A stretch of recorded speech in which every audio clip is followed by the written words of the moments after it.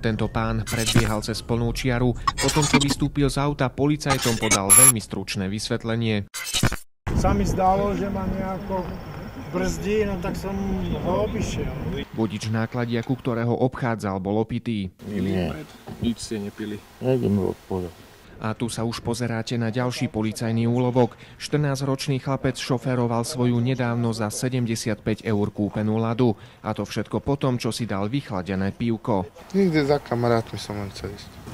Bez SPZ-ky. No to keď ma nevolali, tak by som nešiel. Na vodičov strihol aj mobilný radar. Táto vodička sa rútila 141 km/h rýchlosťou a tento vojak z povolania uháňal 113-kou.